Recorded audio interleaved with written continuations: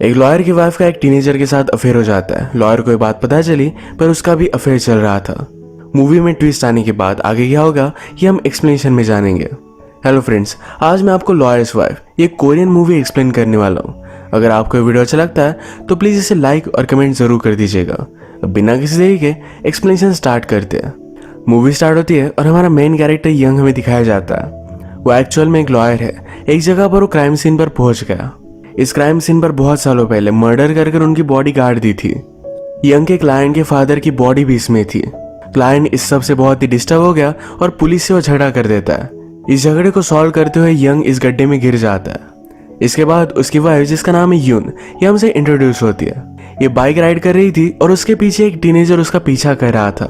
अचानक से वो रास्ते से गिर जाती है। ये टीनेजर ने नोटिस किया और वहां से चला गया। आज उसकी मदर इन लॉ उसके बेटे का ख्याल रख रही थी। जब उन्होंने मदर इन लॉ को घर पर छोड़ा तो उसका बेटा उससे पूछता है, क्या ग्रैंड माँ को पता है कि मैं अडॉप्टेड हूँ? ग्रैंड माँ को ऑफकोर्स पता था। यून कहती है, तुम्हें कोई भी एम्बैरेस होने की जरूरत नहीं है।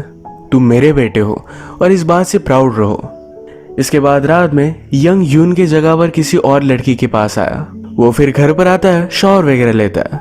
घर पर हम देखते हैं कि उसके बेटे के साथ उसकी बॉन्डिंग बहुत अच्छी है। आज रात ये तीनों साथ ही सो गए। यंग यून से कहता है, कल मेरे फादर मेंटल हॉस्पिटल से निकलने वाले हैं, प्लीज उन्हें पिकअप कर लेना। यून ने कल अपने फादर इन लॉ को पिकअप किया। फादर इन लॉ कहते हैं, घर जाने से पहले क्यों ना हम बियर ले। फादर इन लॉ को बहुत सारे हेल्थ प्रॉब्लम थे पर फिर भी यून उन्हें अलाउ करती है। इसके बाद यून को हम काम पर देखते हैं। उसका एक स्टूडियो है जहां पर वो लड़कियों को डांसिंग सिखाती है। मूवी के फर्स्ट में हमने जिस टीनेजर को उसका पीछा करते हुए देखा था वही टीनेजर उसके पास आया। वो भी डांसिंग सीखना चाहता था। वहाँ की असिस्टेंट जब उसे क्वेश्चन करती है तो थोड़ा सा डर गया और यहाँ से चला जाता है। घर पर यून का बेटा उसे कहता है कि मैं अडॉप्टेड हूँ, इस वजह से सारे बच्चे मुझे चिढ़ाते हैं। यून ने उसे कहा है कि डिलीवरी के वक्त मदर को तकलीफ होती है।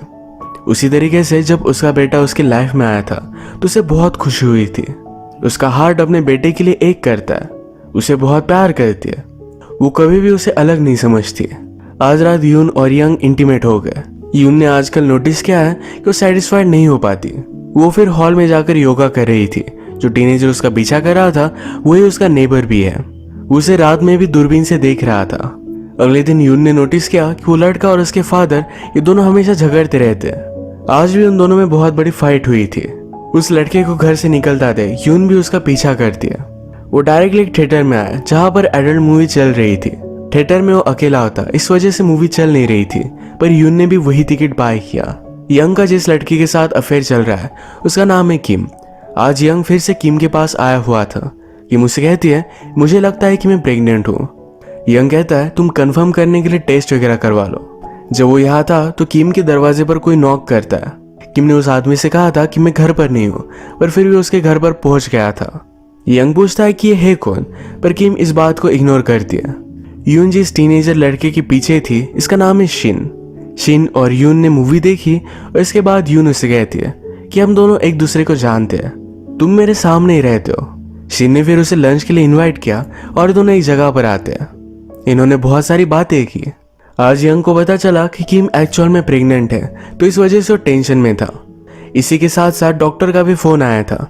उसके फादर की भी तबीयत बहुत खराब थी। उनके पास जीने के लिए बहुत ही कम समय है। इन सारी वजह से वो डिस्टर्ब हो गया और वो बहुत सारा ड्रंक करता है। नेक्स्ट सीन में हम देखते हैं कि किम को हॉस्पिटल में लेकर आया था। वो उसका अबॉर्शन करवा लेता है। इसके बाद यंग यून अपनी मदर और फादर को लेकर डॉक्टर के पास आया।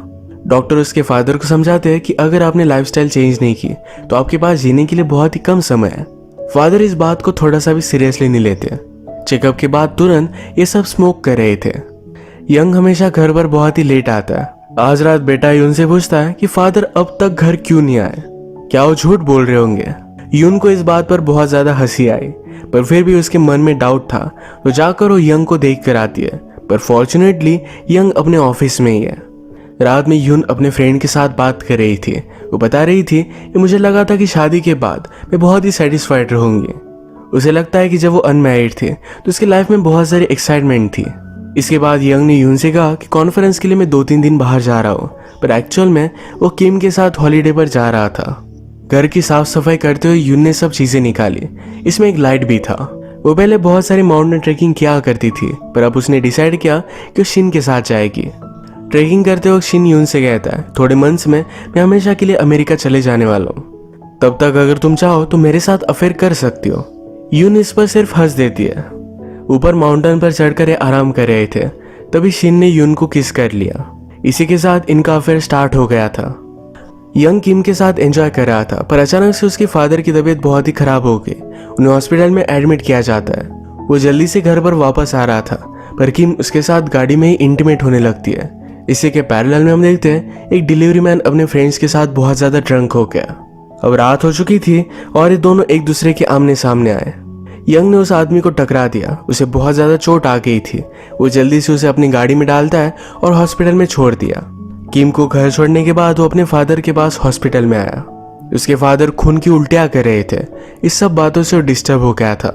यून उसके पास आकर उसे सहारा देती है। सारी चीजों को उसने आज बहुत ही अच्छे से हैंडल किया था। कुछ ही दिनों में यंग के फादर की डेथ हो गई। वो अपने फादर का सब सामान वगैरह देख रहा था, अपनी फैमिली के साथ टाइम स्पेंड कर रहा था। उसकी मदर ने कहा, ये लाइफ में फर्स्ट बार मैं सही तरीके से फ्री हूँ। फादर तो ऑलरेडी मेंटल हॉस्पिटल में थे, तो मदर ने उनके लिए वेट नहीं किया था। उसको ऑलरेडी किसी और के साथ अफेयर चल रहा है। वो उसके साथ खुश है और उसी के साथ रहना चाहती है। जब यंग और यून एक साथ अकेले थे तो यंग उसे कहता है, तुमने सब कुछ चीजें बहुत ही अच्छे से हैंडल की, मुझे बहुत अच्छा लगा। वो उसके लिए बहुत थैंकफुल था। वो यून से प्यार तो करता है, पर अपनी चीटिंग की आदत छोड़ नहीं पाता। इसके बाद नेक्स्ट सीन में यून और शिन ये दोनों फिर से मूवी देखने के लिए आए हुए थे। यही पर ही इंटीमेट हो जाते हैं। प्रीवियसली यंग ने जिस डिलीवरी मैन को हिट किया था वो उसके पास रिक्वेस्ट करने के लिए आया। कहता है, प्लीज कोई भी चार्जेस प्रेस मत करना। उसकी पूरी फैमिली उस पर डिपेंडेंट थी। यंग ने उसे हाँ कहा, पर वो इसे इग्नोर कर देता है।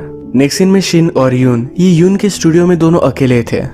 यून उसके साथ इंटीमेट होने वाली थी, तभी शिन के फादर ने इन दोनों को पकड़ लिया। शिन के फादर बहुत ज्यादा गुस्सा थे, वो यून को कन्फ्रंट कर रहे थे। तभी शिन ने जाकर अपना हाथ कांच से टकरा दिया। उससे खून आने लग गया था, तो फादर उसे हॉस्पिटल लेकर जाते हैं। घर पर यून जब अपने बेटे के साथ थे तो उसका बेटा कहता है, अगर तुम मुझे नहीं बताती कि मैं एडॉप्टेड हूँ तभी सही होता। यून ने कहा कि तुमसे कुछ भी छुपाना गलत होता और मैं तुमसे बहुत प्यार करती हूँ। अगले सीन में हम देखते हैं कि यंग की मदर अपने न्यू पार्टनर के साथ इस कंट्री को छोड़कर जा रही थी। उसे छोड़ने के लिए यंग की पूरी फैमिली एयरपोर्ट पर आते हैं। हंसी खुशी उसे गुड बाय कहा। शिन के फादर को इनके बारे में पता चलने के बाद भी शिन जाकर यून से मिल आता है। इन दोनों ने अपना अफेयर कंटिन्यू किया था। इन सब बातों से परेशान होकर शिन के फादर डायरेक्टली यंग के पास आए, उसे सब कुछ बात बता देते हैं। एक्चुअल में उन्होंने शिन के पीछे एक प्राइवेट डिटेक्टिव लगाया था, इस वजह से उन्हें पता चला था। सारा एविडेंस उन्होंने दिखाया। इस बात से यंग डिस्टर्ब हो गया और शिन के फादर को यहाँ से निकल जाने के लिए कहता है। वो रात में घर पर आया, इसके बारे में यून से कुछ भी बात नहीं करता। आज रात भी शांति से सो गए। अगले दिन हम देखते हैं कि यंग ने जिस डिलीवरी मैन को हिट किया था वो उसके घर का रास्ता ढूंढ रहा था। चलते चलते वो यंग के बेटे से ही मिला। वो उसे गाड़ी पर बिठाकर एक सुनसान बिल्डिंग पर लेकर आता है। ये डिलीवरी मैन बहुत ही डिस्टर्ब है। यंग ने उस पर चार्जेस प्रेस किए थे, इस वजह से उसकी जॉब चली गई। डिलीवरी मैन को पता था कि यंग और किम गाड़ी में एक साथ क्या कर रहे थे।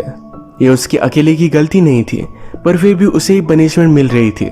डिलीवरी मैन को लगता है कि जॉब चले जाने के बाद उसकी पूरी लाइफ बर्बाद हो चुकी है और यंग को ही दोषी मानता है। उसी का बदला लेने के लिए उसने उसके बेटे को डायरेक्टली बिल्डिंग से नीचे गिरा दिया। ये डिलीवरी मैन भी पहले नेशनल प्लेयर हुआ करता था। वो वंडर करता है कि उसकी लाइफ यहाँ कैसे पहुंची और उसने भी सुसाइड कर ली। अपने बेटे की डेड बॉडी को रिकॉग्नाइज करने के लिए यून और यंग को बुलाया गया। ये देखकर ये दोनों बहुत रोते हैं। थोड़ा टाइम बीत गया, ये दोनों घर पर आते थे और बहुत रोते थे। यंग को पता था कि यून उस पर चीट कर रही है और इस बात से वो और भी ज्यादा गुस्सा था। उसने फिर किम को यून के सामने ही कॉल लगाया। यून ये सब सुन रही थी। उससे पूछता है कि क्या तुम्हें कुछ भी फर्क नहीं पड़ता। यून कहती कि तुम्हें जो अच्छा लगे वो तुम कर सकते हो। यंग उस पर बहुत ज्यादा गुस्सा हो गया। कहता है तुम एक टीनेजर के साथ कैसे अफेयर कर सकते हो। यून भी उस पर गुस्सा होगी। कहती है तुमने भी तो अफेयर किया था। ये दोनों एक दूसरे को माफ नहीं कर सकते। इनमें बहुत बड़ी फाइट हुई। फाइट करते करते यंग की वजह से यून के हाथ पर चोट आ गई। उसे हॉस्पिटल लेकर आता है। यून को उसने घर छोड़ दिया और किम से मिलने के लिए उसके घर पर आया। किम उसे कहती है कि आज रात मैं घर पर नहीं हूँ, पर यंग को उसके बहुत ज्यादा जरूरत थी। उसके घर पर जाकर जबरदस्ती डोर नॉक करता है। आज रात किम किसी और के साथ थी। इस बात से यंग को बहुत बुरा लगा। उसे ब्रेकअप कर लेता है। यून को भी किसी की जरूरत थी। वो शिन को बुलाती है और ये दोनों इंटीमेट हो जाते हैं। घर आने के बाद हम उसे आइसक्रीम खाता देख सकते हैं और डायरेक्टली नेक्स्ट सीन में हमें दिखाया गया है कि वो हॉस्पिटल में थी। वो प्रेग्नेंट है। वो कभी भी मदर बन नहीं सकती थी, इसी वजह से अपने बेटे को उन्होंने अडॉप्ट किया था। वो प्रेग्नेंट है, ये एक तरीके का मिरेकल था। अब बहुत दिन बीत चुके थे। यंग और यून ये दोनों अलग अलग रह रहे थे। यंग को जब पता चला कि यून प्रेग्नेंट है तो उसके पास वो आता है, कहता है प्लीज़ फिर से मेरे पास आ जाओ। यून उसे मना करती है, कहती है ये चाइल्ड तुम्हारा नहीं है। यंग ने कहा कि जब हमने अडॉप्शन किया था तो मैं उसे अपना ही बेटा मानता था, मुझे तब भी कुछ भी फर्क नहीं पड़ा था और अब भी नहीं पड़ेगा। वो फिर से पूछता है कि प्लीज़ मेरे पास वापस आ जाओ। यून इस बार भी उसे मना कर देती है। पहले अफेयर तो यंग नहीं किया था, उसे इग्नोर करता था, टाइम नहीं देता था, उसकी नीड्स को कंप्लीट नहीं करता था, तो इसी वजह से यून ने उस पर चीट किया। यही चीज़ वो फिर से रिपीट नहीं करना चाहती। वो अपनी लाइफ से खुश थी, अपने बेबी के लिए एक्साइटेड थी, तो मूव ऑन कर लाइफ को इम्प्रेस करना सीख लेती है। इसी तरीके से ये मूवी एंड हो जाती है। अगर आपको एक्सप्लेनेशन अच्छा लगा तो प्लीज़ इस वीडियो को लाइक कर दीजिएगा। मैं बहुत सारी मूवीज़ लेकर आता रहता हूँ, तो प्लीज़ इस चैनल को सब्सक्राइब कर दीजिए और बेल नोटिफिकेशन आइकन दबाना मत भूलिएगा। हम फिर से मिलेंगे और एक नई मूवी के साथ। तब तक के लिए थैंक यू और आप अपने आप का ख्याल रखिए।